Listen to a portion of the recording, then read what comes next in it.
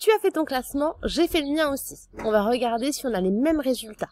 Je t'ai dit tout à l'heure que tu pouvais faire 3 catégories ou 4. Moi, j'en ai fait 4. Mais si tu n'en as fait que 3, ce n'est pas grave. Peut-être que toi, tu as rassemblé ces figures-là, la A, la E, la J, avec ces figures-là, la F, la C, la L. Si c'est le cas, c'est pas grave du tout. On va regarder les noms de ces catégories ensemble. Tu as normalement cherché les noms aussi. Si tu les as trouvés, c'est super. Sinon, c'est pas grave, on va voir ça ensemble. Il y a 2 noms que tu as dû trouver parce que tu as étudié ces figures-là à de nombreuses reprises à l'école depuis plusieurs années. Alors, nous avons ici les carrés. Les carrés qui sont donc ici. Le carré, si tu te souviens bien, c'est une figure géométrique qui a les 4 côtés qui font la même taille. Tu vois ici, je te passe la souris à ces endroits-là. Donc, les carrés, tu as dû les reconnaître parce que tu les connais bien depuis la maternelle.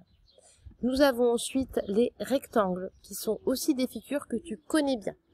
Les rectangles, on les a appris en classe juste avant le confinement, avant les vacances peut-être. Avant les vacances, et on avait vu ensemble que les côtés en fait du rectangle étaient égaux 2 à 2.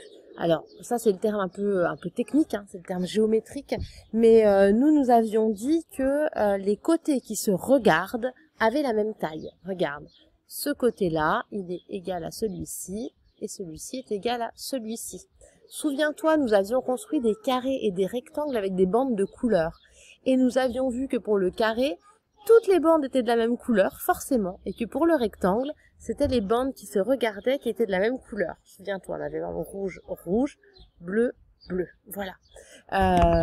Donc ici, on retrouve exactement la même chose.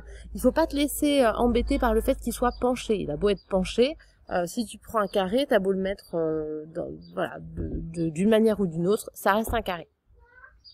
Pour les autres, les noms étaient peut-être un peu plus difficiles, donc je vais te les redonner. Ici, c'est les losanges. Alors celui-ci, tu l'as peut-être trouvé, hein, surtout les CE2. Donc le losange, c'est une autre figure plane, pardon, une figure géométrique, un quadrilatère, tout comme le carré, et il a justement une particularité comme le carré, c'est qu'il a 4 côtés qui sont égaux. Et oui! Si tu prends une règle et que tu compares ces côtés-là, ce sont les mêmes. Ils font la même taille. Donc, il a vraiment un point commun avec le carré. Mais tu vois, il est différent malgré tout. On va essayer de trouver pourquoi il est différent. Nous avons ici les parallélogrammes. Le parallélogramme, c'est pas du tout un terme et c'est pas du tout une figure que tu dois connaître en CE1 ou en CE2. Je te donne le nom parce que j'ai pas envie de te dire que c'est une figure qui n'a pas de nom, parce qu'elle en a un, donc j'aime autant que tu te le nommer. Par contre, je ne te demande absolument pas de l'apprendre ni de le retenir. Voilà. Sache juste, pour ton information. Tu l'entendras certainement dans quelques années, donc voilà, ça permet quand même de mettre des mots sur les choses. Donc ça s'appelle des parallélogrammes.